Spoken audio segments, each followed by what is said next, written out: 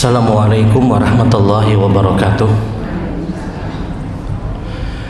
Innal hamdalillah nahmaduhu wa nasta'inuhu wa nastaghfiruh wa na'udzu billahi min syururi anfusina wa min sayyiati a'malina may yahdihillahu fala mudilla lahu wa may yudlil fala hadiyalah. Asyhadu an la ilaha illallah wahdahu la syarikalah wa asyhadu anna Muhammadan abduhu wa rasuluh. Allahumma salli ala Muhammad wa ala ali Muhammad kama sallaita ala Ibrahim wa ala ali Ibrahim innaka Hamidum Majid. Allahumma barik ala Muhammad wa ala ali Muhammad kama barakta ala Ibrahim wa ala ali Ibrahim innaka Hamidum Majid. Ibu-ibu yang dirahmati Allah, alhamdulillah, mari sama-sama kita kembali bersyukur kepada Allah. Walillahil hamd, segala puji hanya senantiasa milik Allah. Dan salawat serta salam kita tujukan kepada Nabi dan kepada Rasul kita Nabi Muhammad sallallahu alaihi wasallam. Dan ketika kita bicara syukur itu ada 3 tingkatan kata para ulama. Yang pertama adalah bersyukur dengan hatinya, yang kedua bersyukur dengan lisan, dan puncak dari segala syukur seorang hamba adalah ketika dia menjalankan ibadah kepada Allah Subhanahu wa taala. Bersyukur dengan hati semua orang mungkin mampu untuk melakukan. Dia mengakui kenikmatan yang diberikan oleh Allah.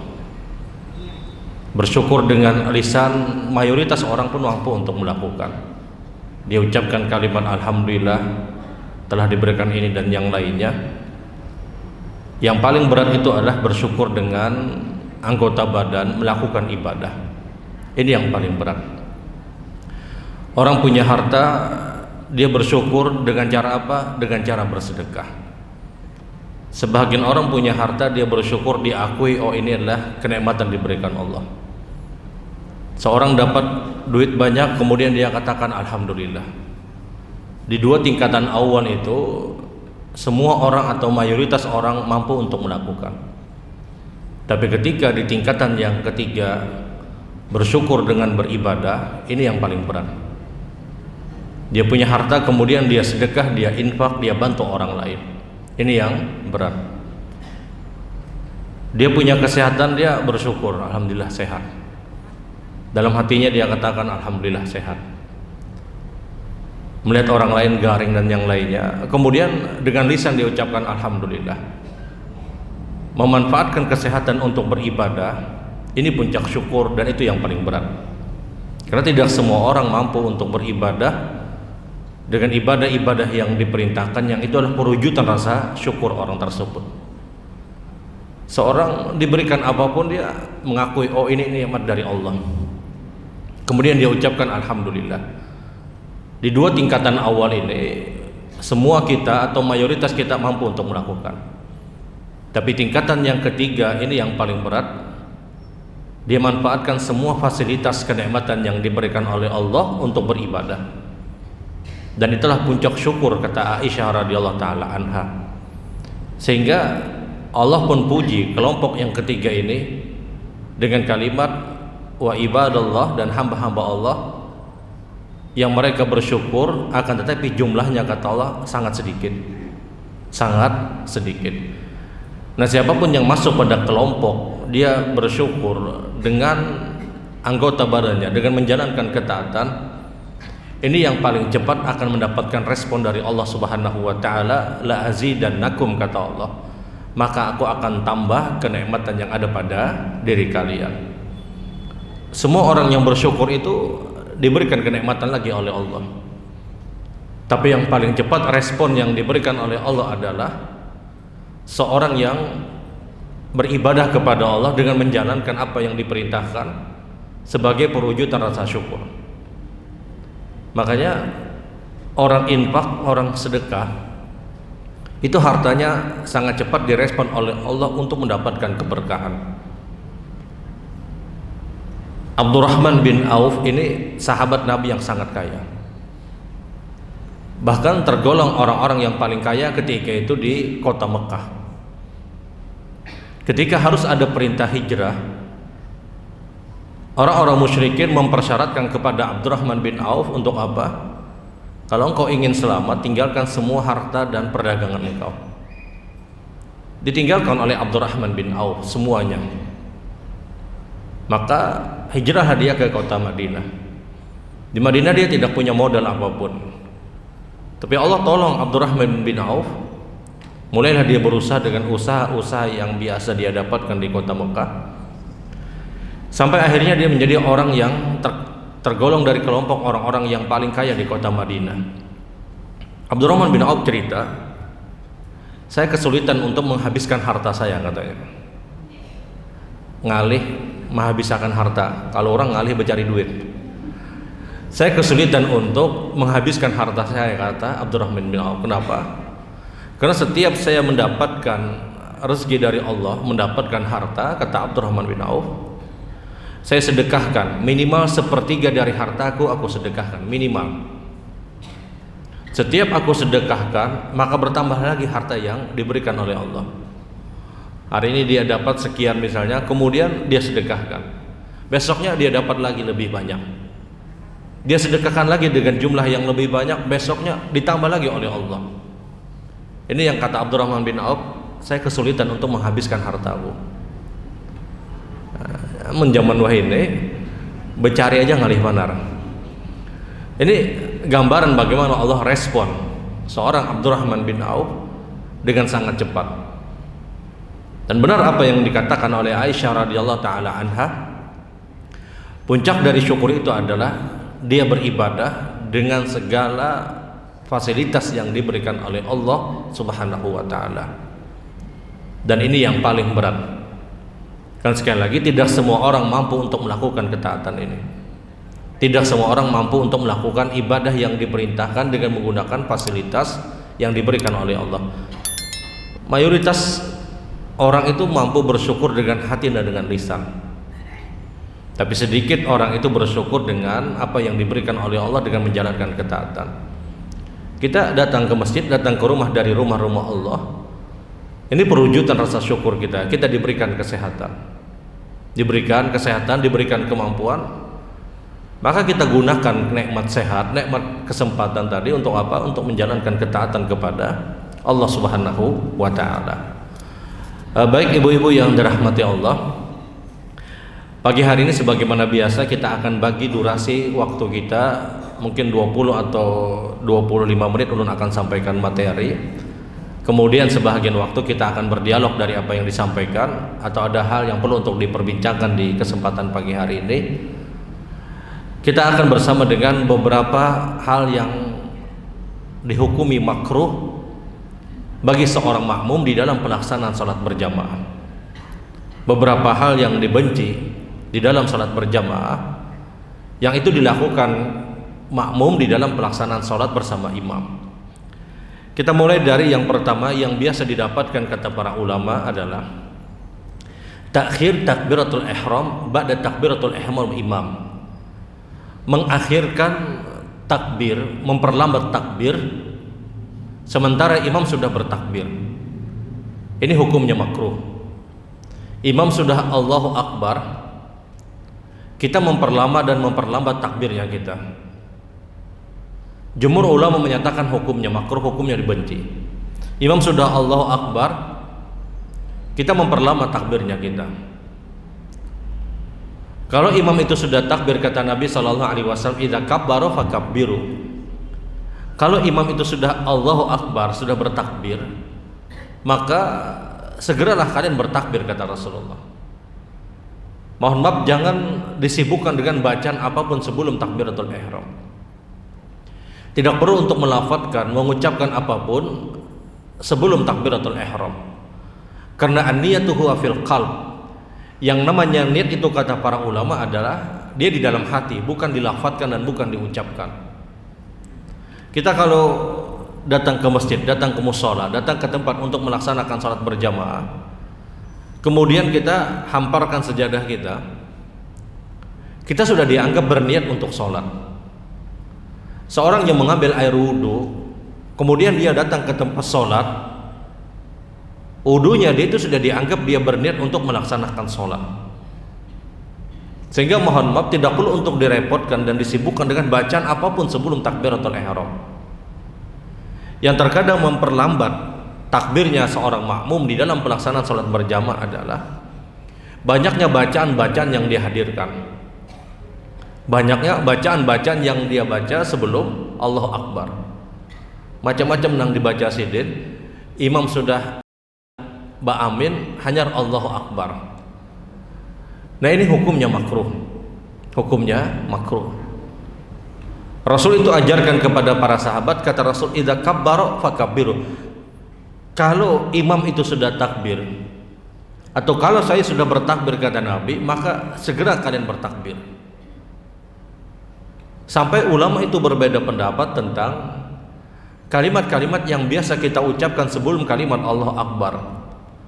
Contoh, sebelum takbir, sebahagian kita mungkin mengucapkan bismillah, bismillah, Allahu Akbar. Sebahagian kita mungkin mengucapkan kalimat astagfirullah, Allahu Akbar. Atau sebahagian kita mungkin mengucapkan kalimat isti'adzah, a'udzubillahi minasyaitonirrajim, baru Allahu Akbar. Sampai ulama berbeda pendapat pada kalimat-kalimat yang seperti ini. Kita tidak lagi bicara tentang nawaitu an usalli zuhra arba rakaat ma'muman lillahi ta'ala. Kita tidak dulu bicara tentang nawaitu an usalli al-asra arba rakaat ma'muman lillahi ta'ala. Ini jelas, mohon maaf, di luar dari pelajaran yang pernah diajarkan Rasul sallallahu alaihi wasallam. Kalimat-kalimat yang kita anggap ringan, yang sebahagian kita menganggap ini tidak dipermasalahkan, itu pun diperdebatkan oleh para ulama, seperti kalimat bismillah. Kadang kita sebelum Allahu Akbar, bismillah, Allahu Akbar. Nah, bismillah sebelum Allahu Akbar, atau astagfirullah sebelum Allahu Akbar, atau isti'adzah, a'udzubillahi minasyaitonirrajim sebelum Allahu Akbar, ini pun diperselisihkan pendapat oleh para ulama. Apakah lafaz kalimat sebelum kalimat Allahu Akbar dengan model kalimat apapun itu dibenarkan atau tidak? Sebagian ulama menyebutkan itu benar, itu diperbolehkan. Kenapa? Alasannya adalah itu di luar dari sholat. Maka kalimat apapun yang dihadirkan sebelum kita sholat sah hukumnya, dan itu boleh. Kita sebelum Allahu Akbar hendak bepandiran gaya baja, boleh. Kita sebelum Allahu Akbar betakun lawan kawan, diwadahi hujan kata deh. Kemudian dia Allahu Akbar, apakah boleh? Boleh. Karena dia belum masuk ke dalam sholat. Nah, alasan inilah yang dibangun oleh sebahagian pendapat bahwasanya kalau dia ucapkan hanya bismillah, isti'adzah, astagfirullah dan yang lainnya, itu boleh karena kalimat biasa pun itu diperbolehkan. Sehingga dari logika yang dibangun tadi, dari alasan yang disebutkan tadi, maka sebahagian orang pun memperbolehkan untuk mengucapkan apapun sebelum dia melafadzkan kalimat Allahu Akbar. Pendapat kedua menyebutkan tidak boleh mengucapkan apapun sebelum Allahu Akbar. Alasannya adalah perbuatan Rasul sallallahu alaihi wasallam. Rasul tidak pernah mengajarkan kalimat apapun sebelum mengucapkan kalimat Allahu Akbar. Maka ketika Nabi tidak pernah memberikan pelajaran apapun sebelum kalimat Allahu Akbar, khairu huda Nabi sallallahu alaihi wasallam, maka sebaik-baik petunjuk yang hanya datang dari Rasul sallallahu alaihi wasallam. Ya sudah, kalau Nabi tidak mengucapkan apapun, ya sudah, kita pun juga tidak mengucapkan menurut pendapat tadi. Sehingga dari pendapat tersebut pun menyebutkan bahwasanya kalimat apapun sebelum Allahu Akbar itu hukumnya makruh. Karena seperti ini. Kita ambil contoh kalimat a'udzubillahi minasyaitonirrajim sebelum Allahu Akbar. Kalimat a'udzubillahi minasyaitonirrajim sebelum kalimat Allahu Akbar diucapkan seseorang pada saat dia akan mengerjakan sholat, orang itu punya niat untuk apa? Agar dia dilindungi oleh Allah dari godaan syaitan, karena a'udzubillahi minasyaitonirrajim. Sehingga dia mungkin mengambil faedah dari ucapan tersebut. Akan tetapi isti'adzah itu sebenarnya sudah diajarkan Nabi ketika kita masuk di dalam sholat. Kita baca isti'adzah itu kapan? Sebelum kita membaca surat Al-Fatihah. Pada saat kita sudah menyelesaikan doa iftitah, Allahu Akbar, kemudian doa iftitah, baik yang Allah mabait baini atau ini wajhatu atau apapun, sebelum Al-Fatihah kita sunnah untuk membaca a'udzubillahi minasyaitonirrajim. Baru kita membaca surat Al-Fatihah. Isti'adzah itu sudah ditempatkan di dalam salat sebagaimana pelajaran Rasul sallallahu alaihi wasallam. Jadi kalimat yang pertama setelah takbir Allahu Akbar itu bukan kalimat isti'adzah, bukan kalimat basmalah. Kalau kita sudah Allahu Akbar, langsung masuk doa iftitah. Karena doa iftitah itu tidak pakai bismillah dan tidak pakai isti'adzah. Kita memakai isti'adzah kapan? Ketika kita masuk untuk membaca ayat Al-Quran. Dan Al-Fatihah itu bagian dari ayat Al-Quran, maka dihadirkanlah kalimat isti'adzah. Jadi isti'adzah itu sebenarnya itu sudah masuk di dalam sholat, bukan di luar dari sholat. Kalimat basmalah juga, Bismillahirrahmanirrahim, itu pun masuk pada surat Al-Fatihah. Sehingga sebenarnya mohon maaf, kalimat basmalah sebelum takbiratul ihram pun tidak perlu sebenarnya dia lafadzkan, karena itu sudah ada di dalam sholat kita. Alasan yang berikutnya kata para ulama, kalimat-kalimat isti'adzah, basmalah atau bahkan isti'adzah ini seakan-akan mengkhususkan sebuah kalimat sebelum beribadah yang itu tidak dikhususkan dan tidak diajarkan Nabi SAW. Dan dalam suatu kaidah menyebutkan mengkhususkan satu keadaan yang tidak dikhususkan oleh Rasul SAW, ini dianggap membentuk sebuah ibadah yang baru. Ada sahabat Nabi ketika itu dia bersin, dia ucapkan Alhamdulillah wassalatu wassalam ala Rasulillah. Dia bersin Alhamdulillah wassalatu wassalam ala Rasulillah. Salawat itu bagus, tapi ketika digandeng dengan kalimat Alhamdulillah, kemudian dia ucapkan wassalatu wassalam ala Rasulillah, Abdullah ibnu Umar kemudian menegur orang ini, laisa hakadza wa alamana Nabi sallallahu alaihi wasallam. Wahai fulan, kata Abdullah ibnu Umar, bukan seperti itu apa yang diajarkan Rasul sallallahu alaihi wasallam. Orang itu kemudian berkata kepada Abdullah ibnu Umar, bukankah ini baik, kata beliau. Salawat itu baik. Tidak ada yang mengatakan salawat itu tidak baik. Bukankah salawat itu baik? Kata Abdullah ibnu Umar, benar salawat itu baik. Tapi ketika engkau mengkhususkan satu keadaan yang tidak dikhususkan oleh Rasul sallallahu alaihi wasallam, maka ini berseberangan dengan pernyataan Rasul, khairu huda hudan Nabi, sebaik-baik petunjuk yang datang dari Rasul sallallahu alaihi wasallam. Masalahnya adalah mengkhususkan satu keadaan yang tidak dikhususkan, sehingga seakan-akan menganggap lebih utamanya seperti ini. Mohon maaf ibu-ibu yang dirahmati Allah, dan harus sampaikan, kadang kita berselaman mengucapkan salawat sallallahu alaihi wasallam, Allahumma sholli ala Muhammad.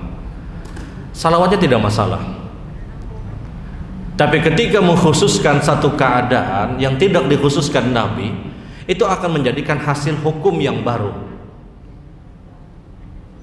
Setiap bersalaman Allahumma sholli ala Muhammad, salamannya bagus, salawatnya baik, tidak ada yang tidak baik. Tapi mengkhususkan satu ucapan yang tidak dikhususkan oleh Rasul, ini yang dikhawatirkan akan membuat satu hukum baru. Sebagaimana sahabat Nabi ketika dia baca Alhamdulillah wassalatu wassalam ala Rasulillah, maka kata Abdullah ibnu Umar, Rasul tidak pernah mengajarkan yang seperti ini. Kata orang tadi, bukankah ini baik? Kata Abdullah ibnu Umar, khairu huda hudan Nabi, sebaik-baik petunjuk yang datang dari Rasul sallallahu alaihi wasallam. Sekarang petunjuk Rasul kayak apa? Kalau petunjuk Rasul setelah ada orang yang bersin dia baca Alhamdulillah, ya sudah selesai. Kalau petunjuk Nabi sebelum takbiratul ihram tidak membaca apapun, maka khairu huda hudan Nabi sallallahu alaihi wasallam, sebaik-baik petunjuk yang datang dari Rasul sallallahu alaihi wasallam. Bismillahnya itu baik, isti'adzahnya baik, a'udzubillahi minasyaitonirrajim, baca astagfirullah itu baik. Tapi ketika dikhususkan di satu perbuatan yang itu adalah ibadah yang sudah ditetapkan oleh Rasul, maka mengkhususkan kemudian menggandengkan dengan ibadah yang sudah dijelaskan Rasulullah, ini yang bermasalah kata para ulama. Rasul sudah ajarkan kepada kita kalau mau sholat seperti ini. Tahu-tahu kita masukkan satu perbuatan kemudian kita khususkan, ini yang jadi masalah kata para ulama. Sama seperti ini, kita kalau tuntung sholat, kalimat pertama yang kita baca adalah istighfar, astagfirullah, astagfirullah, astagfirullah. Tahu-tahu ada orang yang selesai sholat dia baca alhamdulillah, alhamdulillah, hanya sidin astagfirullah, astagfirullah, astagfirullah. Apa alasan orang baca alhamdulillah? Dia bersyukur, alhamdulillah sudah sembahyang, alhamdulillah sudah diberikan kesempatan untuk sholat. Alhamdulillahnya bagus, rasa syukurnya itu bagus, tapi mengkhususkan satu keadaan yang sudah dijelaskan dan diajarkan Nabi, ini yang bermasalah. Karena kalau dibuka ruang apa yang disebutkan tadi, maka akan banyak muncul model ibadat yang baru. Karena kalau orang itu boleh dibuka dengan kalimat alhamdulillah selesai sholat, orang nanti akan sujud syukur selesai sholat. Kenapa? Biar sujud syukur, alhamdulillah aku bersyukur di sini, tuntung sudah sembahyang. Ini kan mengkhususkan satu keadaan. Ini yang dikatakan Rasul sallallahu alaihi wasallam, khairu huda hudan nabi, kata Rasulullah. Ketahuilah sebaik-baik petunjuk yang hanya datang dari aku, kata Rasul. Maka dari sini wallahualam, pendapat yang terbaik, mohon maaf, sebelum takbiratul ihram tidak mengucapkan kalimat apapun. Tapi kalau ada orang yang baca bismillah, baca isti'adzah, baca istighfar, yaitu pilihan, akan tetapi sebaik-baik petunjuk sekali lagi petunjuk yang datang dari Rasul sallallahu alaihi wasallam. Orang katakan di awal ulama berbeda pendapat, tapi di dalam memilah dan memilih pendapat, ambil pendapat yang paling berhati-hati. Karena kalau kita sudah tidak melakukan perbuatan tersebut, ya sudah tidak masalah. Yang dijadikan perdebatan adalah kalau ada orang yang mengerjakan perbuatan tadi. Seperti ini Bu, pilihannya seperti ini. Membaca bismillah kah kadang sebelum takbir, atau membaca isti'adzah kah atau tidak, atau membaca astagfirullah atau tidak sebelum takbir. Kalau pilihan kita tidak membaca apapun, selesai masalah. Tapi kalau kita mengambil pilihan untuk membaca tadi, ini yang diperdebatkan oleh para ulama. Ulama tidak pernah berdebat, tidak pernah memberikan komentar. Orang yang sebelum takbir tidak membaca apapun, tidak ada perdebatan. Ini benar dan itu sesuai. Yang diperdebatkan adalah adanya kalimat sebelum takbiratul ihram. Ini yang diperdebatkan oleh para ulama. Ya, meskipun sekali lagi sebagian orang menganggap itu diperbolehkan. Mereka punya alasan, bukankah ini sebelum takbir? Dan kalimat apapun yang keluar sebelum takbir itu sah hukumnya. Kalimat apapun sebelum Allahu Akbar itu boleh. Sebagaimana yang ulun contohkan tadi, nang kisah hujan tadi. Hujan kah tadi? Ya tidak ada yang melarang. Tidak ada yang melarang. Maka kalau kalimat yang biasa saja dibenarkan menurut pendapat tadi, apalagi ini kalimat-kalimat yang baik. Tapi itu pun dibantah oleh para ulama. Kenapa? Karena ini seakan-akan mengkhususkan satu keadaan yang tidak dikhususkan oleh Rasul. Kalau kalimat hujankah misalnya, ya tidak masalah. Kenapa? Karena tidak setiap 5 waktu sholat dia bertanya hujankah. Tapi kalau misalnya a'udzubillah, itu setiap 5 waktu sholat. Kita kadang mendapatkan orang setiap hendak sholat sembahyang subuh, hujankah? Allahu Akbar. Zuhur pulang, hujankah? Allahu Akbar.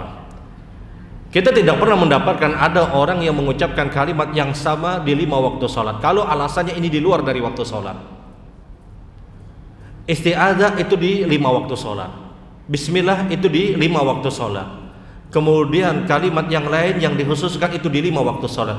Ini yang dikomentari oleh para ulama, mengkhususkan satu keadaan. Sekali lagi, alasan logika yang dibangun oleh pendapat memperbolehkan, mereka berdalil ini di luar dari sholat. Sebagaimana kalimat-kalimat dunia, kalimat-kalimat obrolan biasa.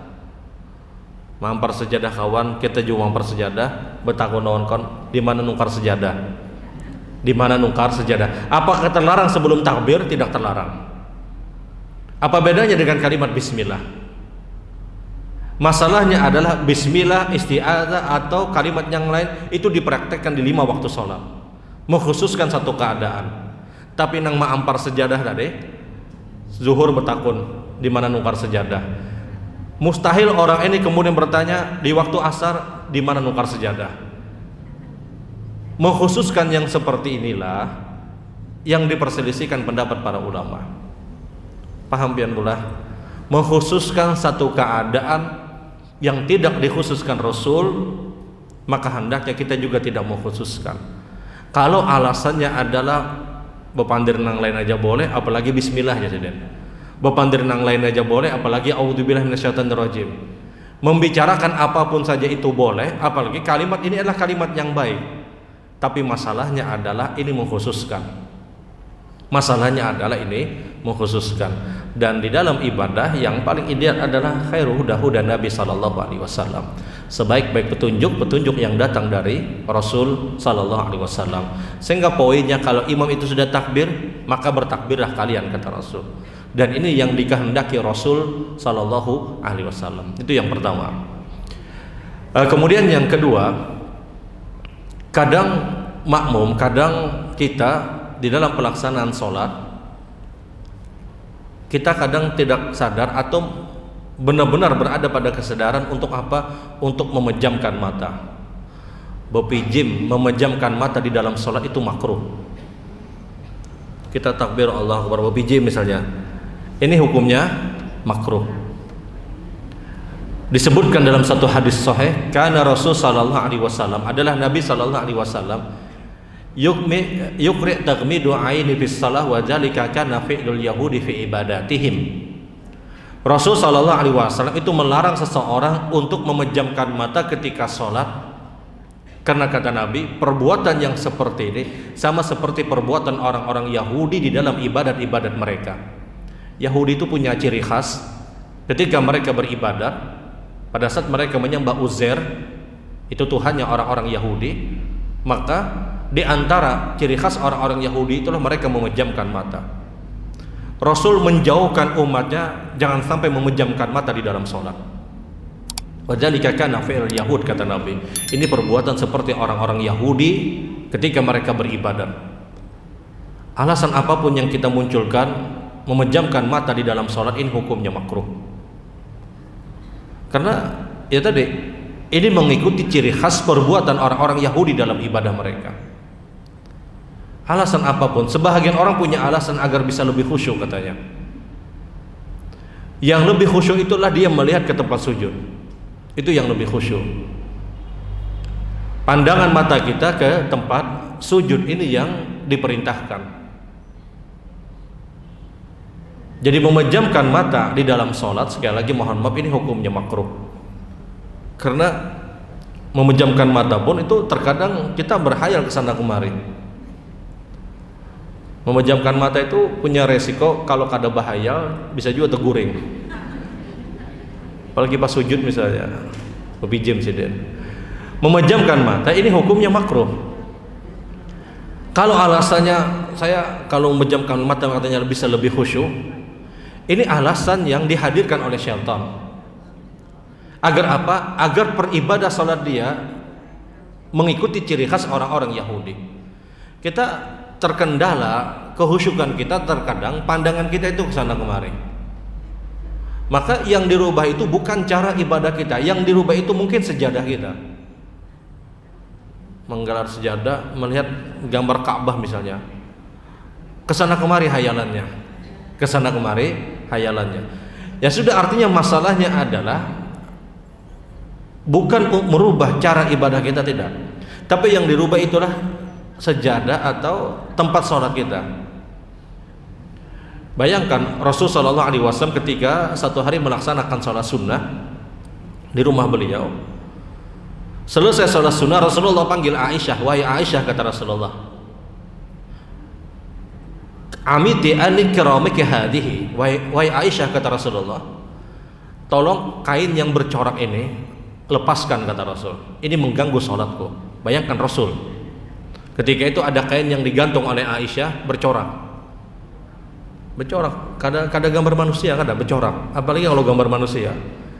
gambar corak biasa. Kata Rasul, amiti aniki ramiki hadi, wahai Aisyah, tolong lepaskan kain ini. Ini mengganggu sholatku, kata Rasul. Bayangkan, ini Rasul Sallallahu Alaihi Wasallam, orang yang paling khusyuk di dalam sholatnya.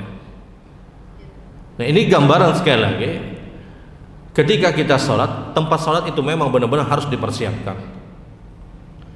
Kalau seandainya memejamkan mata tersebut alasannya untuk lebih khusyuk katanya, karena kalau saya tidak memejamkan mata, pandangan saya ke sana kemari, maka yang diatur itu adalah arah pandangannya kemudian ke tempat sujudnya. Karena kan sejadah zaman sekarang macam-macam modelnya. Ya, ada yang corak ini, ada yang corak itu, macam-macam.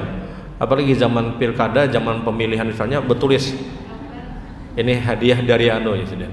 Nah terlihat kadang awak ada memilih sidin aja. Ini hal-hal yang seperti ini, mohon maaf, ini mengganggu.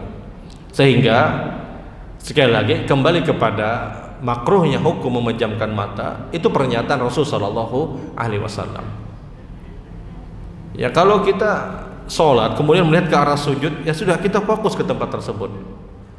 Kalau masalahnya mungkin terganggu pikiran kita, maka yang kita ganti itu sejadahnya, bukan cara sholatnya kita, bukan cara sholat yang sudah ditetapkan oleh Rasul Sallallahu Alaihi Wasallam.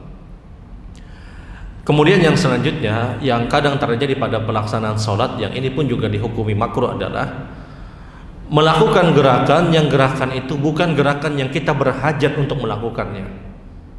Bergerak yang gerakan tersebutlah gerakan yang kita sebenarnya tidak perlu untuk bergerak. Ini hukumnya makruh.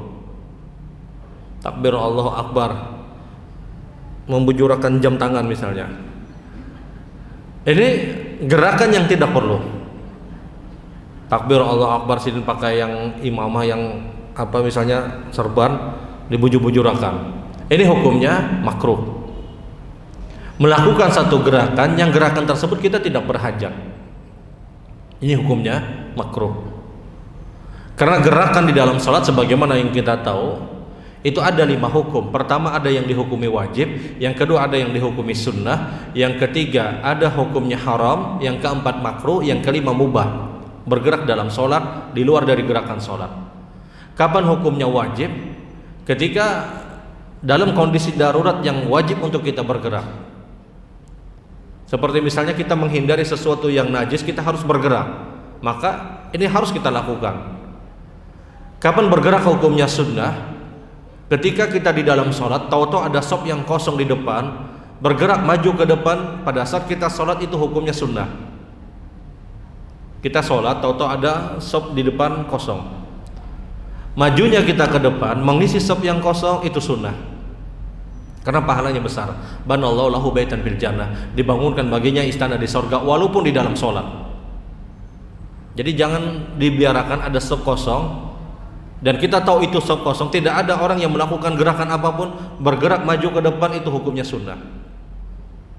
Karena itu perintah Nabi Shallallahu Alaihi Wasallam. Atau ketika kita melaksanakan sholat sunnah, tahu-tahu ada orang yang akan melewati kita persis di depan kita. Kita lagi sholat, ada orang yang hendak melewati kita. Bergerak menahan orang ini, itu hukumnya sunnah kalau kita sedang sholat sendiri. Tapi kalau kita sholat berjamaah, kita tidak boleh menahan orang. Kita sholat berjamaah, tahu-tahu ada jamaah yang batal. Kalau dia batal, dia harus keluar dari tempat sholat. Keluarnya dia dari tempat sholat menjadikan dia harus melewati orang-orang yang sedang sholat.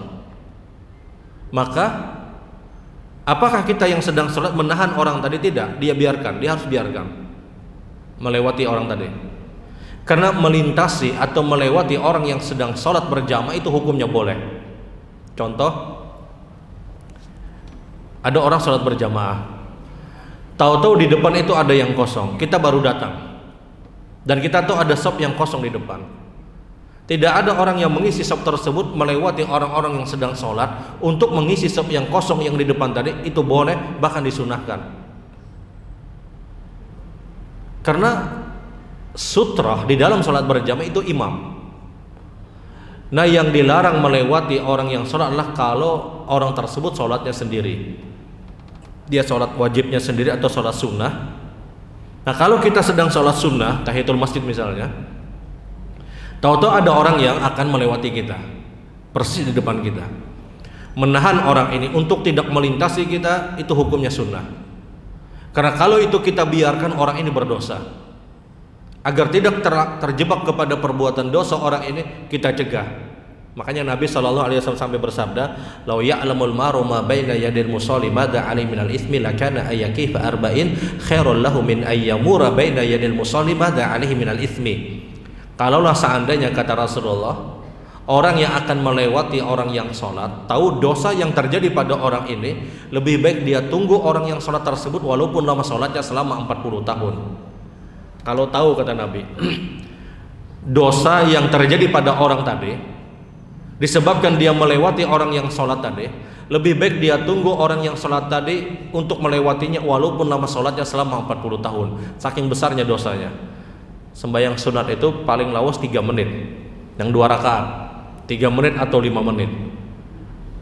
Kalau tahu dosa yang terjadi pada orang itu, kata Rasulullah, lebih baik dia tunggu yang sholat tadi walaupun lama sholatnya 40 tahun. Jangan sampai engkau lewati, kata Rasul, karena dosa besar. Maka untuk menyelamatkan orang ini agar tidak melewati kita pada saat kita sedang sholat, kita melakukan gerakan menahan. Agar apa? Agar tidak melewati di depan kita. Karena melewati orang yang sedang sholat sunnah, yang dia sendiri sholatnya, itu hukumnya haram. Kecuali lewatnya itu di luar dari tempat sujud kita. Contoh, kita sholat di shop yang kedua ini, kemudian ada orang yang melewati di shop yang pertama. Apakah boleh? Boleh. Karena itu di luar dari jangkauan sujud kita. Yang tidak boleh itu adalah di dalam jangkauan sujud. Ada orang sembahyang sunat di sini misalnya, si shop yang kedua ini. Kita harus keluar dari masjid, misal menunggu sidin lawas banar. Maka apa yang dilakukan selama lewatnya tersebut di luar dari jangkauan sujud tidak masalah. Umumnya shop ini umumnya panjang sujudnya ini umumnya 120 semeter 20 umumnya. Orang sujud itu umumnya 120, jarang yang 130, 150 itu jarang. Ketika sejadah ini. Nah, selama itu di luar dari jangkauan sujud, kita boleh untuk melewati. Tapi yang dilarang adalah ketika kita melewati orang tersebut di dalam jangkauan sujudnya. Kalau itu dia lakukan, maka ini dosa besar. Agar tidak terjadi dosa tadi, maka kita tahan agar dia tidak melewati kita.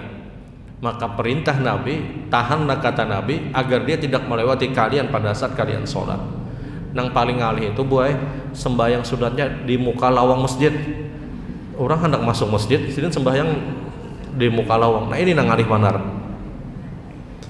Kan kadang sholat di depan pintu misalnya, sementara orang akan masuk masjid atau keluar masuk misalnya. Nah apa yang dilakukan? Yang dilakukan oleh orang yang akan melewati tadi, dia letakkan sesuatu apapun di depan orang yang sholat tadi, yang dikenal dengan istilah sutra. Apapun dia letakkan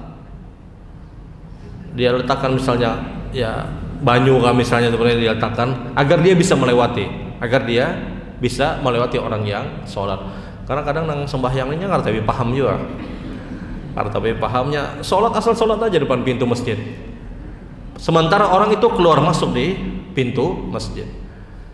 Nah ibu-ibu yang dirahmati Allah, jadi sekali lagi di antara hal yang kita diperintahkan untuk melakukan gerakan tadi adalah ketika kita menahan orang tersebut agar tidak melewati kita.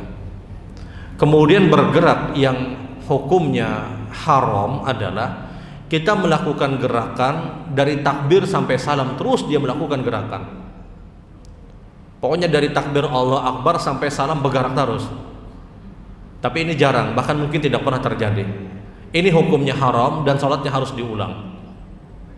Bapak takbir Allah Akbar, kupiah dibujurakan. Tuntung kupiah dibujurakan, baju dibujurakan. Tuntung baju dibujurakan, kupiah orang misalnya dijapai. Ya melakukan gerakan dari takbir sampai salam, ini hukumnya haram. Ini hukumnya haram dan ini mustahil terjadi. Nah, bergerak di dalam sholat yang hukumnya makruh kapan? Dia melakukan gerakan yang gerakan tersebut tanpa hajat, tanpa keperluan, tapi tidak terus menerus. Tidak terus menerus. Ini yang hukumnya makruh. Bergerak di dalam salat hukumnya mubah, boleh kapan? Kalau kita melakukan gerakan di dalam salat tersebut di luar dari gerakan salat, yang gerakan tersebut memang kita perlu untuk bergerak. Orang salat hendak begaru misalnya, apakah boleh? Boleh hendak begaru. Dan itu tidak terbatas harus 3 kali. Pernyataan yang menyebutkan at-taharuku ma fawqa salasa batala salatuhu, bergerak lebih dari 3 kali batal salatnya, itu bukan hadis Rasul. Kadang ada orang membatasi bergerak itu jangan lebih dari 3 kali ya sudah.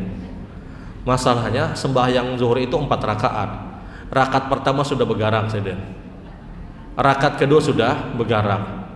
Jatah tinggal sekali, rakaat tinggal 2. Hendak di manalah enalah ya. Dan ketiga kah keempat. Hendak bergerak rakaat ketiga, khawatir rakaat keempat misalnya hendak bergaru pulang. Hendak rakaat keempat, rakaat ketiga gatal banar sudah. Bergerak di dalam salat lebih dari 3 kali itu tidak ada hadis Rasul. Bergerak di dalam salat berapa kali pun itu boleh selama dia berhajat. Selama dia punya keperluan. Orang menguap misalnya, apakah dia bergerak? Ya sudah, dia bergerak menutup. Karena Rasul pun itu pernah melakukan gerakan dengan jumlah yang cukup banyak. Kapan? Ketika beliau membawa salah satu cucu tiri Rasulullah, Umamah. Umamah itu cucu tiri Rasul sallallahu alaihi wasallam. Rasulullah melaksanakan sholat dengan menggendong Umamah. Setiap Nabi akan ruku, Rasulullah letakkan Umamah. Kemudian beliau i'tidal, sami Allahu liman hamidah, sujud, duduk di antara 2 sujud, masuk rakaat berikutnya beliau ambil lagi Umamah. Itu berapa gerakan yang dilakukan Rasul sallallahu alaihi wasallam. Bergerak di dalam sholat ketika kita punya hajat, punya keperluan itu boleh. Tapi bergerak di dalam sholat kita tidak punya hajat, tidak punya keperluan, maka ini hukumnya makruh. Nah ibu-ibu yang dirahmati Allah, ini beberapa poin dulu berkaitan dengan perkara-perkara yang dibenci di dalam sholat. Yang pertama tadi adalah mengakhirkan takbiratul ihram, memperlama takbiratul ihram, melambat-lambati Allahu Akbar. Imam sudah mengucapkan kalimat Allahu Akbar, dan sekali lagi kata para ulama ini yang sungguh paling banyak terjadi. Yang paling banyak terjadi dari sebahagian orang-orang yang melaksanakan sholat. Baik ibu-ibu yang dirahmati Allah, dari sini kalau ada hal yang perlu untuk diperbincangkan dari apa yang disampaikan, atau ada hal yang dianggap dirasa perlu, waktunya ulun persilahkan. Kalau ada pertanyaan silahkan. Ada pertanyaan? Assalamualaikum warahmatullahi wabarakatuh. Waalaikumsalam. Jadi saya tanyakan mengenai kita ketika dulu masuk tasawuf awal itu kita biasa sahur, cuma sering kelewatan Pak.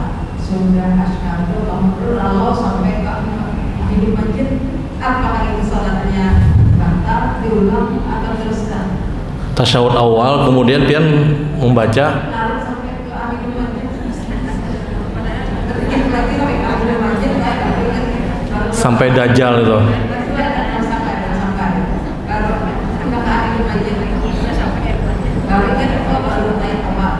Ya. Yang kedua, kita membaca doa iftitah.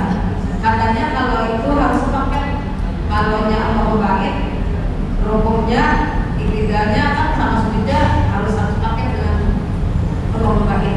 Kalau yang Al-Baqarah kan satu pakai juga dengan yang dan astagfirullah tahiyatulillah itu kan yang Allahu baik. Kalau yang tahiyatullah apakah demikian boleh?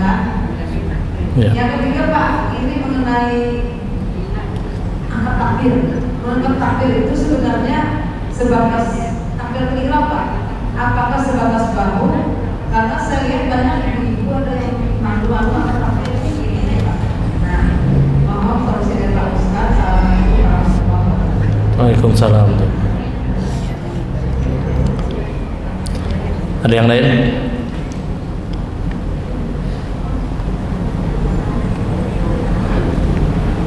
Ini ada mic nih.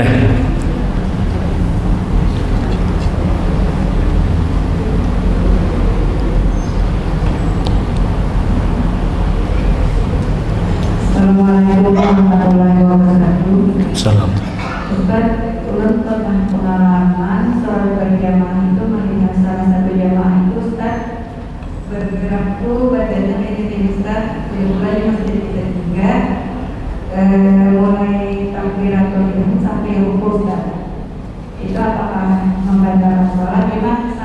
Ustaz, mulai takbiratul ihram sampai rukuk dan goyang-goyang bola. jadi kan kita langsung kayak itu dan saya kedua Ustaz, apabila kita membawa anak ke masjid terus anak itu sangat rewel dan menangis terus, apakah kita saat sholat itu membatalkan sholat atau memisahkan apa itu Ustaz?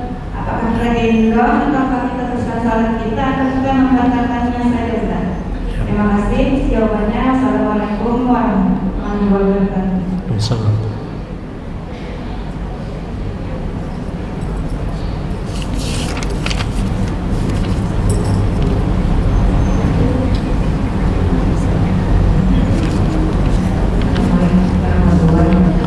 Waalaikumsalam.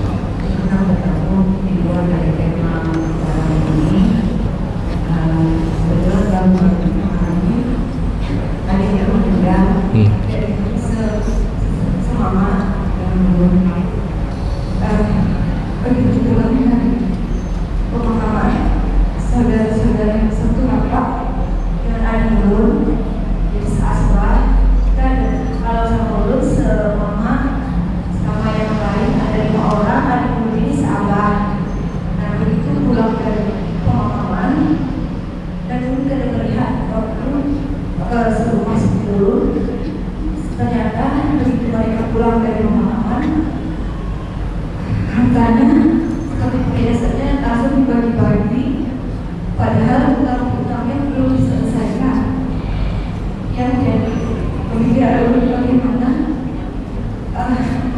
dengan siapa ini pertanggung jawabannya kepada Allah, karena insya Allah bukan sih tidak sebanding dengan harta yang ditinggalkannya. Insya Allah lebih banyak, jadi masih bisa membayar. Tapi mereka mengingatkan saudara seasbah tadi soalnya nanti utang-utangnya akan kita lunasi setelah asetnya kita jual semua. Padahal kebiasaan yang ada istilahnya masih bisa mencukupi untuk membayar utangnya, tapi terlebih dahulu dibagi-bagi. Dan hari kedua setelah dia meninggal pun rumahnya sudah kosong bersih, bagi-bagi sama mereka. Itu aja ya.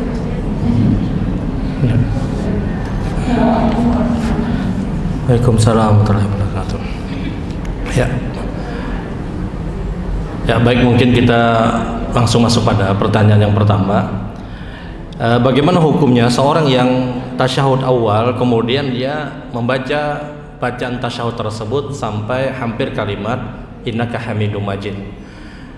Tasyahud awal yang wajib pertama dibaca adalah kalimat at-tahiyatulillah sampai kalimat syahadat, itu yang wajib. At-tahiyatulillah wassalatu wal thayyibat. Assalamu alayka ayyuhan nabi wa rahmatullahi wa barakatuh. Assalamu alayna wa ala ibadillahi sholihin. Asyhadu an la ilaha illallah wa asyhadu anna muhammadan abduhu wa rasuluh. Ini yang wajib. Kemudian ulama berbeda pendapat tentang memasukkan salawat di tasyahud yang pertama. Syafi'iyah berpendapat hukumnya sunnah. Sehingga dari mazhab Syafi'iyah tersebut, sebahagian orang pun memasukkan salawat di tasyahud yang pertama. Masuklah kalimat Allahumma sholli ala Muhammad wa ala ali Muhammad kama shallaita ala Ibrahim wa ala ali Ibrahim innaka Hamidum Majid. Allahumma barik ala Muhammad wa ala ali Muhammad kama barakta ala Ibrahim wa ala ali Ibrahim innaka Hamidum Majid. Menurut Syafi'iyah ini hukumnya sunnah. Imam Ahmad Ibnu Hanbal menyebutkan tidak dianjurkan. Cukup hanya sampai kalimat syahadat tadi. Sehingga sebenarnya sampai kalimat innaka Hamidum Majid pun pian baca itu tidak masalah, karena itu bagian dari salawat dari mazhab Imam Syafi'i. Yang masalah adalah kalau kita memasukkan doa Allahumma inni a'udzubika min adzabi jahannam wa min adzabil qabri wa min fitnatil mahya wal mamat wa syarri fitnati masihid dajjal. Dalam riwayat yang lain wa masihid dajjal. Yang sampai dajjal ini yang masalah, karena ini doa 4 perlindungan hanya dialamatkan di tasyahud akhir. Tapi kalau hanya sampai innaka Hamidum Majid, maka Imam Syafi'i menyatakan hukumnya sunnah. Imam Syafi'i menyebutkan hukumnya sunnah. Bersengaja ataupun tidak bersengaja mengucapkan salawat tadi di dalam tasyahud awal, salatnya sah, tidak dipermasalahkan. Tapi ketika memasukkan doa Di tasyahud awal, di sini ulama berbeda pendapat. Apakah dia sujud sahwi atau tidak? Contoh, ada orang tasyahud awal, sekalinya bacaan sidin larut sampai Allahumma inni a'udzubika min adzabi jahannam wa min adzabil qabri wa min fitnatil mahya wal mamat dan seterusnya. Sidin makmum misalnya. Tahu-tahu imam Allah Akbar, di sini rakaat kedua aja nyerah sidin. Sementara sudah terbaca kalimat tadi. Nah, apakah setelah salam orang ini sujud sahwi atau tidak? Ulama berbeda pendapat. Sebahagian ulama menyebutkan dia sujud sahwi. Sebahagian ulama lain menyebutkan tidak sujud sahwi. Kecuali dia sholatnya sendiri, kata para ulama. Maka jumhur ulama menyebutkan dia sujud sahwi. Contoh, dia sholat zuhur 4 rakaat. Ternyata rakaat kedua terus membaca sampai dajjal, bukan sampai innaka hamidum majid, rakaat kedua. Nah, di sini ulama berbeda pendapat apakah dia sujud sahwi atau tidak. Jumhur ulama menyebutkan dia sujud sahwi. Kenapa? Karena dia menambah kalimat doa yang semestinya tidak dia ucapkan. Tapi kalau hanya sampai innaka hamidum majid itu tidak dipermasalahkan, karena itu pun dihukumi sunnah menurut mazhab Syafi'iyah wallahu a'lam. Baik, pertanyaan yang berikutnya, apakah doa iftitah itu harus satu paket dengan bacaan yang lain yang dikhususkan? Wallahu a'lam, ulun tidak pernah mendengar itu paketannya harus sama. Karena seperti ini, doa iftitah itu ada sekitar 8 atau 9 macam yang pernah diajarkan Nabi. Dan kita bebas untuk membaca apapun.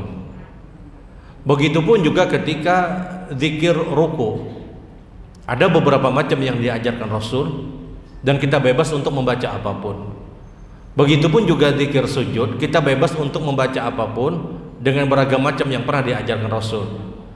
Yang ditekankan oleh para ulama adalah kalau kita memilih satu model macam bacaan zikir sujud, maka itulah yang dia baca dalam sholat itu. Contoh, kita membaca zikir sujud itu misalnya subhanakallahumma rabbana wa bihamdika allahumma ighfirli misal. Maka dari rakaat pertama sampai rakaat terakhir itu yang dibaca. Tidak kita baca rakaat pertama yang tadi, rakaat kedua subhana rabbiyal a'la misalnya, tidak. Kalau dia memilih satu model bacaan zikir sujud, maka itu yang dia baca dalam sholat tadi. Sementara kalau dia pilih misalnya doa iftitah, hendak Allah mabait baini atau ini wajhatu atau Allah akbar kabira, bebas.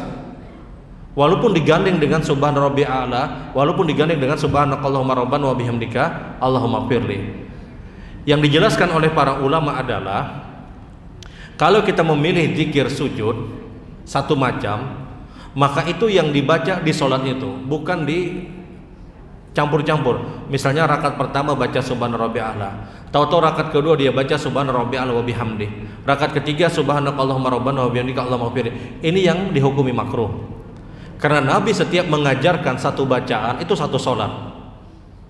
Tapi kalau iftitah itu bebas, karena ada 8 macam atau 9 macam yang pernah diajarkan Rasul Shallallahu Alaihi Wasallam. Jadi yang diperintahkan dengan satu bacaan tadi adalah kalau pemilihannya zikir sujudnya model yang satu, maka itu aja yang dia baca di sholat itu. Tapi beralih kepada sholat berikutnya, dia ambil lagi misalnya zikir sujud yang lain, silahkan. Dan iftitah itu bebas, dia pilih apapun, terserah. Hendak Allah mabait baini, hendak ini wajhatu dan yang lainnya. Poinnya iftitah jangan dicampur-campur. Ke-9-9-nya dibaca misalnya. Nah, ini yang tidak diharapkan, karena Rasul ajarkan 9 macam, silahkan dipilih dari apa yang diajarkan Rasul Shallallahu Alaihi Wasallam. Wallahu a'lam. Baik, pertanyaan yang selanjutnya, mengangkat tangan pada saat takbiratul ihram.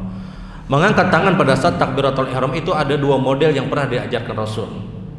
Model yang pertama adalah rafa'al yadai, mengangkat kedua tangannya hadwa ma baina mankibai, sejajar dengan bahu, sejajar dengan bahu. Ini yang pertama. Yang kedua adalah sejajar dengan bahu itu adalah jari jemarinya seperti ini. Jadi sejajar. Yang tidak ada orang yang takbir Allah Akbar nang kayak ini.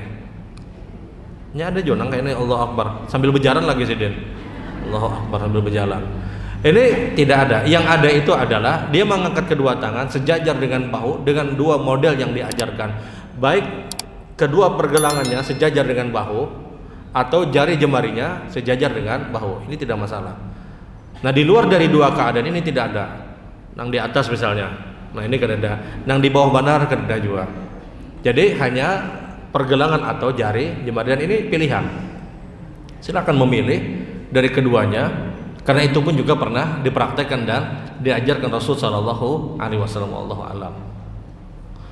Baik, pertanyaan yang berikutnya adalah bagaimana hukum ada orang yang sholat senantiasa bergerak terus, misalnya badannya bergerak terus, apa hukumnya makruh atau seperti apa? Ya kalau itu bukan orang yang berhajat untuk melakukan gerakan tadi, bergoyang-goyang tadi misalnya, maka ini hukumnya makruh. Kalau dia bukan orang yang berhajat untuk bergoyang tadi, bergerak-gerak tadi. Tapi kadang sebagian orang melakukan gerakan ini mungkin dia menghayati bacaan-bacaan ayat Al-Quran tadi, mungkin. Ya tergantung. Kalau itu adalah sebab awalnya itu kebiasaan dia, maka ini hukumnya makruh. Tapi kalau sebabnya mungkin dia mendengar bacaan Quran kemudian ya secara tidak langsung mungkin melakukan tadi, ya wallahu alam. Namun yang terbaik adalah dia hindari perbuatan tadi. Tidak membatalkan sholat, tidak. Karena yang dikatakan membatalkan sholat adalah melakukan gerakan dari takbir sampai salam. Tidak hanya berada pada posisi berdiri. Orang yang melakukan gerakan goyang misalnya, apakah hukumnya haram? Tidak. Apakah membatalkan sholat? Tidak. Apakah hukumnya makruh? Sangat mungkin makruh. Karena melakukan gerakan di luar dari gerakan sholat yang dia tidak berhajat, kecuali memang dia berhajat. Hajat yang dimaksud adalah hajat yang memang memperbolehkan orang tersebut melakukan gerakan. Yang kalau dia tidak melakukan gerakan tersebut akan berakibat kepada dia, maka ini hajat. Ya misalnya mau harus bergaru, itu hajat. Karena kalau dia biarkan itu mengganggu kehusyukan sholatnya misalnya. Nah, adapun gerakan bergoyang tadi dari pada saat dia berdiri, apakah batal sholatnya? Tidak. Tapi boleh jadi ini hukumnya makruh karena dia melakukan gerakan di luar dari gerakan yang semestinya. Wallahu a'lam. Baik, pertanyaan yang berikutnya adalah bagaimana caranya atau seperti apa solusinya ketika ada anak yang menangis? Apakah kita membatalkan sholat kita atau kita biarkan? Kalau sampai pada kondisi dan keadaan terganggu kehusyukan sholat kita dan juga kita anggap terganggu kehusyukan jamaah yang lain, kita membatalkan diri kita. Jangan kita biarkan, karena ini mungkin berpotensi terganggu orang-orang yang sedang mengerjakan sholat. Semestinya di dalam sholat berjamaah seperti ini, semestinya kalau imam mengetahui, imam mempercepat sholatnya semestinya. Sebagaimana Nabi SAW ketika boleh mengerjakan sholat subuh, rakaat pertama biasa Rasulullah itu panjang. Rakaat kedua Nabi hanya membaca 1 atau 2 ayat. Maka sahabat tanya kepada Rasul, ya Rasulullah, kenapa engkau hanya membaca 1 atau 2 ayat di rakaat yang kedua? Rakaat pertama itu baca Nabi lebih dari 50 ayat, 40 sampai 50 ayat. Tahu-tahu rakaat kedua hanya 2 ayat. Maka sahabat tanya, ya Rasul, kenapa hanya dibaca 2 ayat? Kata Rasul, sami itu buka asobbi. Tadi ketika di tengah-tengah sholat di rakaat yang kedua tadi, kata Nabi, saya mendengar tangisan seorang anak. Maka dipercepat Rasul Shallallahu Alaihi Wasallam. Semestinya imam yang bersikap, semestinya imam tahu ada anak yang menangis misalnya, maka dia percepat sholatnya. Karena yang terganggu kehusyukan sholat itu tidak hanya orang tuanya, jamaahnya pun juga terganggu. Maka imam segera untuk mempercepat sholatnya. Tapi kalau imam tidak bersikap, maka dilihat kadarnya. Kalau memang sudah terganggu sekali, ya sudah dia batalkan. Ya terganggu sekali tadi misalnya kajar benar sudah menangis. Apalagi sampai sembahyang misalnya kita celengi anak tadi misalnya, tambah menangis saja misalnya. Ya sudah. Ini dia batalkan sholatnya. Untuk apa? Untuk menyelamatkan banyaknya orang. Karena boleh jadi orang akan terganggu. Jadi kalau kita sholat kemudian kita biarkan saja, bukan hanya kita yang terganggu sholatnya, bukan hanya orang tuanya saja yang terganggu, jamaahnya pun juga terganggu. Kita tidak boleh untuk tidak membatalkan sholat kita dalam kondisi yang demikian. Karena ini sudah hajat dan ini sudah darurat. Sama seperti ketika ada orang sholat berjamaah. Tahu-tahu misalnya mikrofon atau storing, suara mic storing, terganggu orang-orang yang sedang sholat, suaranya kada nyaman. Maka jamaah yang memahami sound system tadi, dia membatalkan sholatnya, kemudian dia betulkan sound systemnya. Untuk apa? Untuk menyelamatkan orang banyak. Dan ini darurat. Ini darurat dan itu sangat-sangat diperintahkan. Kita atau anak kita sedang menangis, ya sudah. Kalau dalam kondisi kita terganggu sholat kita, orang lain juga terganggu, maka mau tidak mau kita membatalkan sholat kita, kemudian kita bawa anak tadi. Dan kita sudah terhitung, dianggap sudah sholat berjamaah. Ya meskipun dia harus mengulang sholatnya, sudah dapat pahala sebagaimana orang-orang yang sedang sholat, dan ini dalam kondisi darurat. Maka selesai sholat dia ulang sholatnya, Karena kalau kita biarkan, boleh jadi akan terganggu orang yang sedang melaksanakan sholat. Wallahu a'lam. Baik, pertanyaan yang berikutnya, apakah boleh kita membagi waris sementara orang yang meninggal dia punya hutang? Hukumnya haram. Allah Subhanahu wa taala menyebutkan mimba di wasiyati yusi biha auden. Warisan itu diharamkan untuk dibagi kecuali orang yang meninggal dunia tadi sudah diselesaikan hutangnya, hutang dan wasiatnya. Kalau dia punya wasiat diselesaikan dulu, kalau dia punya hutang dituntaskan dulu. Maka warisan itu diharamkan untuk dibagi kecuali sudah diselesaikan kewajiban ini. Kalau ternyata tetap dibagi, maka yang berdosa yang membagi. Sementara yang meninggal dunia, ya sudah, dia tidak masalah lagi. Kenapa? Dia punya harta yang semestinya dibagikan, mohon maaf, dibayarkan hutang. Dan ini tidak ada kaitannya dengan orang yang sudah meninggal dunia. Yang berdosa tadi yang membagi waris tadi. Kenapa? Karena semestinya itu diselesaikan dulu. Kalau dia punya wasiat, misalnya dia berwasiat untuk memberikan ini dan yang lainnya, itu dituntaskan. Kalau dia punya hutang, diselesaikan dulu hutangnya. Kalau itu tidak dia tuntaskan, tidak dia selesaikan, tahu-tahu warisan itu dibagi, maka yang berdosa adalah orang-orang yang membagi harta tersebut dan menikmati harta tersebut. Sementara yang meninggal, dia tidak masalah lagi. Kenapa? Dia mampu untuk membayar karena dia punya harta, tahu-tahu hartanya dibagi oleh orang-orang para ahli waris yang lain, dan di sini tidak ada kaitannya dengan dosa pada orang yang meninggal dunia tadi. Wallahu a'lam. Baik, pertanyaan yang terakhir, apakah boleh meminjam uang kepada saudara sedangkan kita tahu uang yang dipinjam itu uang haram? Kalau kita meminjam kepada seseorang yang kita tahu pekerjaannya itu haram, apakah diperbolehkan? Tidak dipermasalahkan. Karena akadnya itu adalah kita pinjam. Maka berhubung itu akad pinjam, ya sudah, kita bayar. Masalah dia mendapatkan harta dari mana, itu urusan dia. Rasul sallallahu alaihi wasallam itu senantiasa diberikan hadiah oleh orang-orang Yahudi di Madinah. Nabi sering diberikan makanan oleh orang-orang Yahudi. Padahal orang-orang Yahudi di zaman dulu ada orang-orang yang sangat suka bertransaksi dengan transaksi ribawiyah. Masalah mereka dapat harta dari mana, itu urusan mereka. Sama kita punya usaha, tahu-tahu ada orang belanja di tempat kita. Yang belanja ini bos narkoba, bosnya. Dan kita tahu ini bos narkoba, ini uang haram. Apakah boleh transaksi jual beli dengan bos narkoba? Selama transaksinya adalah transaksi halal, kita dapat uang, kemudian barang kita berikan, maka ini transaksi biasa. Masalah mereka dapat harta dari mana, itu urusan mereka. Sebagaimana Rasul sallallahu alaihi wasallam itu biasa mendapatkan hadiah dari orang-orang Yahudi, sementara praktek harta orang-orang Yahudi itu mayoritas mereka melakukan perbuatan ribawiyah. Dan itu tidak dipedulikan. Kenapa? Karena al-mu'amalatu tuqta bi mu'amalatil ukhra. Muamalah itu hukumnya terputus ketika muncul muamalah yang baru.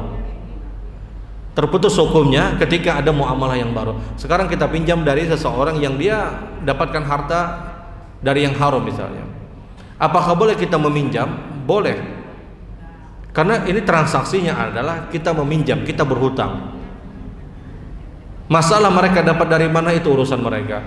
Sama kita berjualan misalnya ada orang belanja di tempat kita.